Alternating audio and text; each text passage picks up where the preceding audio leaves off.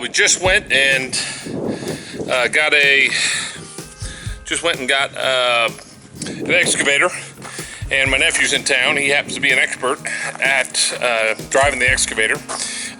The other boys are supposed to be up here cleaning tin, but I want to get some shots of making a platform in the back for the new gas tank. We got to move the tank, big white tank, into the back and run new gas lines.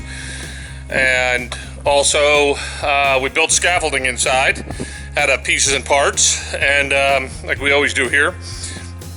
And we are using old aluminum off of a grain elevator for the ceiling in the bunker. Should look interesting. Just ordered a gigantic 9-foot fan, and anyway, that should be here as well. So the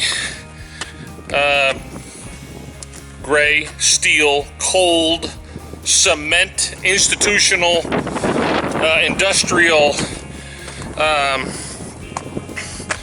look or design is coming into fruition.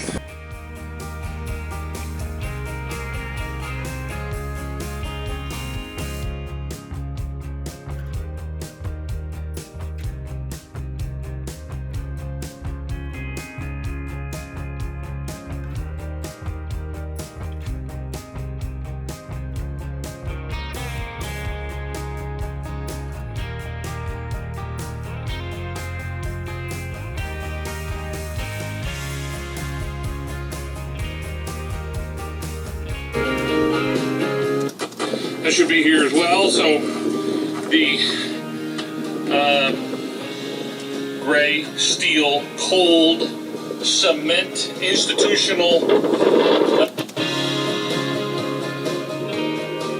You know, as I'm editing this episode, and I know it's the start of step 7, and I'm thinking about all the things in my own life that have kept me trapped, and my connection to the past and the old software that was programmed into me at a young age. And I think the best way for me to help you understand the step 7 and the principle and how to work it is to go home, back to California. So let's go.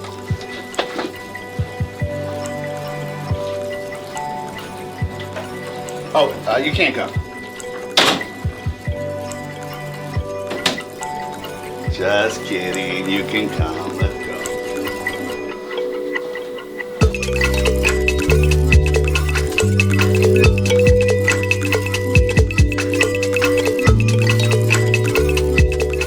From the cubicle of confusion rises the phoenix,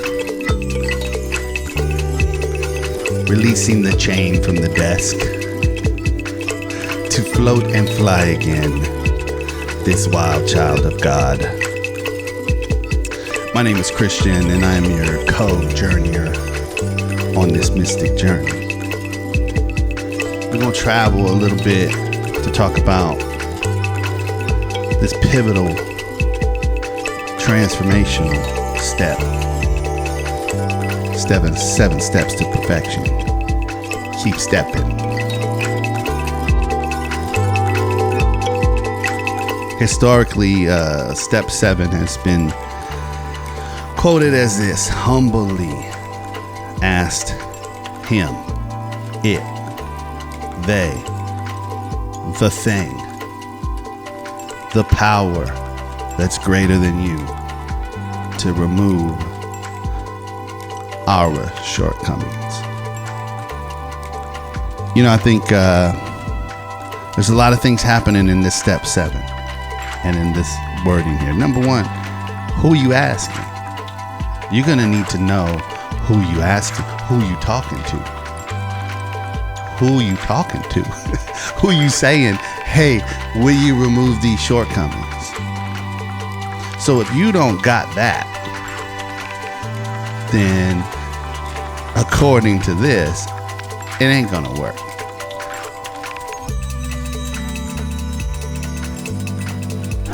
And So let's just presuppose you got some kind of higher power, some sort of higher consciousness, some sort of vibrational state that you can't put your finger quite on, that exists, that you know you can trust because it has restored you to sanity and has shown you a better way of life. That's the thing that you're asking to remove these. You know, I first read that and I added instead of a period at the end of that, I put a comma and I said, with my help. Humbly asked it, him, her, the thing to remove these shortcomings, comma, with my help. Because the first time I saw this step, I hadn't quite had the empirical evidence to trust. You know, I thought this higher power certainly knew of my existence, as miserable as it was. But this higher power, this higher state of consciousness, certainly had no opinion on the matter, other than silent, distant judging. So here I am being instructed by these steps to trust this thing, to remove these shortcomings.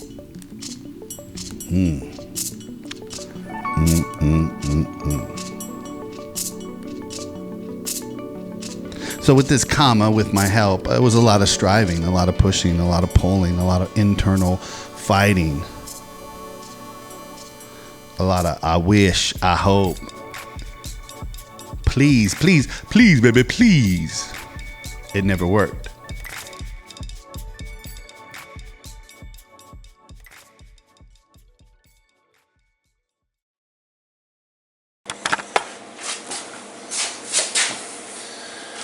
All right. Today we're putting the roof up, or the ceiling panels in the upstairs room. We'll go up there in just a second. Just want to take a minute and give an update on everything, how the boys are doing. Barry has finished the tougher part of his step work and staying on point, doing very well, and is focused and kind of happy to be here. He has somehow gotten into a little bit of a relationship with a gal down in town, and she's been in recovery for a little while. I've told him that she's generally not a good idea to start that because it takes your focus off of recovery, and I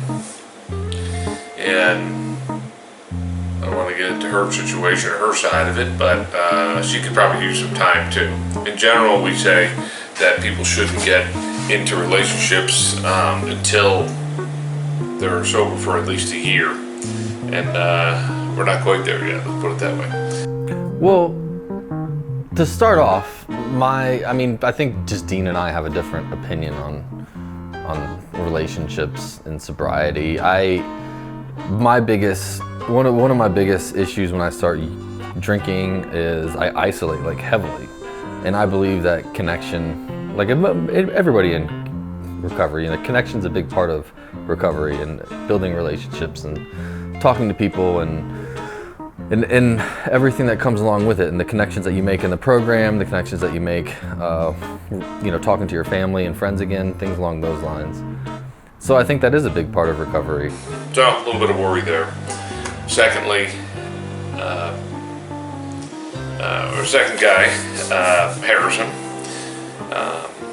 losing a little focus on his step work and his job in general, so we're having to stay on him. He's a bit younger than the other guys, but he's doing well and he's coming around. Like this was never in the plan for me. So I was angry at myself, angry, resentful to others, confused a little bit, sad. Depression was definitely at a all-time high at that point. And John seems like he's blossoming a little bit, or he's still some of the same characteristics, but he has done the work and is staying on point, staying focused more at work. All three of them are doing their duties here. You know, I've only been able to put together, the last couple of years, I've only been able to put together 20 days or 30 days. And so that's one of the main things is clean time. The longer I stay sobriety, the longer I stay sober, the closer we get to long-term sobriety. The situation with Dale and, you know, the conflict that was created between Warren and Dale and Reed and Dale, and then Dale went to Idaho up to Hot Springs, Horse Mountain, or Crazy Horse Mountain Hot Springs, something like that. And he wanted to think about it, and anyway, he came back and ended up packing everything up, including all his kitchen attire and pots and pans and all that kind of stuff, and he headed back to Atlanta. So he has chosen not to try to heal the little wounds he has with the guys here, but to just kind of go back. So I'm not in total agreement with it, but you know, he'll be all right, and we'll make do here. So we're still moving forward. The first couple of years, I know for me were rough, and some of these years later are still rough, but drinking's really not the issue anymore. Let's take a look at the scaffolding. That is a big aluminum ramp from kind of a U-Haul truck that we put in this, put up the scaffolding. We should reach the ceiling from here. That's the steel we're going to use after we put insulation in. And the rest of it is a large scaffolding there with repurposed wood. So we built this ramp and we can get to the ceiling. We've got to put the guys up there that have a little more balance than the others. But look forward to the next step here. Got the little window in on the corner over here. And there's getting a counter space that's going to match up to that. A couple panels are looking like up there.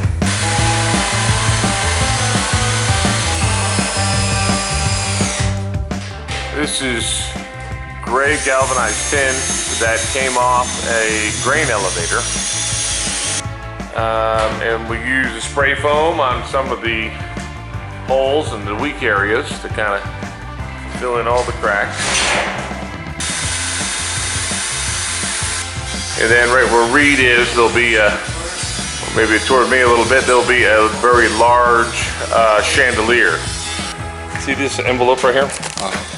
We need two of those, two things from Home Depot. One of them is more of those screws, but shorter. What size screws?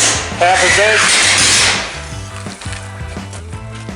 That was a thing last night, man. That was the, was it what you thought it was gonna be? No, I don't think anyone would ever think that's what they were thinking it was. We couldn't film in there, so we're trying to make up for it now a little bit. So, It was hot. like what temperature, 120? Yeah, at least. Super hot. How many people were in the sweat? 20 something. In a nice tight area. And Lakota Sweat Lodge and Lakota songs they were singing and drumming most of the night. It's also good because it's so different that it opens your mind to another way of thinking and another way that people live their lives. Or some people are really devoted to those things and live their lives about, you know, trying to get closer to spiritually, you know, growing and becoming one with the Mother Earth, as they said last night. It made a believer out of me, for sure. Ah, really looking good, guys. I like how the little white things accent it over there, too. It looks good, doesn't it? Wanted to get a good look at how far we've come here with the roof. And just how good it looks.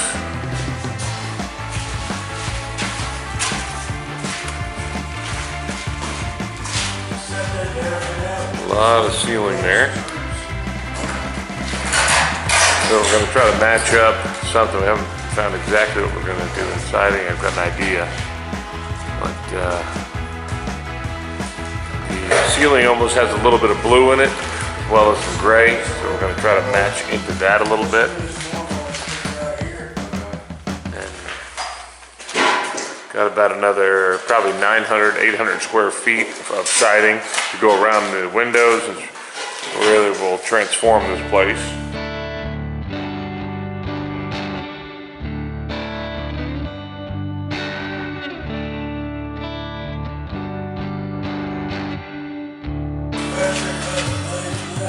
Look at John, look at that. Look how John can stretch out for a 60-year-old man. Oh, 55. I'm only 10% off. Harrison, straight off a salmon boat. Yeah, looking for sobriety and a new life. Trying to get his old life off the end of the hook, off the pole, leave it in the water and move on. He was walking the plank. Walking that plank with it. Trying to get his old self to walk the plank. Yes. And then there's Barry. Very self-sufficient. There is no God, only me. Yes. Walking through the woods alone, I have all the weaponry I need to take in the world of the woods of the world. Got it. Yep. Yes, trying to. Everything happens for a reason. Trying to unfold the use of tools, spiritual tools, and a lot of sweating. He's looking for a new beginning. I don't think anybody really knows exactly what it's going to be like before you go in there, but it's pretty cool. And what about the people? People really chill. A lot of positive energy, a lot of, good open-minded people, and everybody was pretty much in good attitude and good frame of mind, especially coming out. Even beforehand, most people seemed very relaxed and in a good place. So. And so what did you think you got out of it, going in there and, I struggle with certain aspects of the program and spirituality and all that kind of stuff. So it was kind of just good to see a different type of ceremony and different way to harness that kind of energy. So that was really beneficial for me to see how other people can kind of interact with nature and their higher power and that kind of thing. So that was kind of what I got out of it the most, and just besides just the physical, just very relaxing when you get out. Kind of just feel exhausted, like you just ran 100 miles, So it's pretty cleansing. Yeah, exactly. A couple of different levels. Exactly. Kind of an awesome piece right here, if you like this kind of stuff. But this said cherry, Cherry, and it was a type of grain bin that was made in Japan. Anyway, a lot of them over here. Probably from the 50s, but it's weathered very well here. And we haven't done any work on the sweat lodge. We've got a couple additions to it though.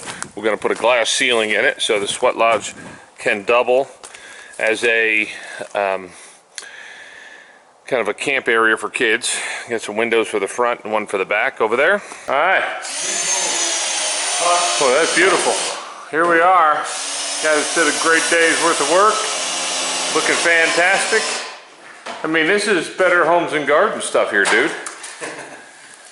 I need a little hand though. I got some surprises. I got some. Didn't you just jump down like 2 feet? Scream like that? How'd you survive on a boat, man? Dude, Dude, that's easy. You just like throwing up all the time and crying and stuff? Montana Society!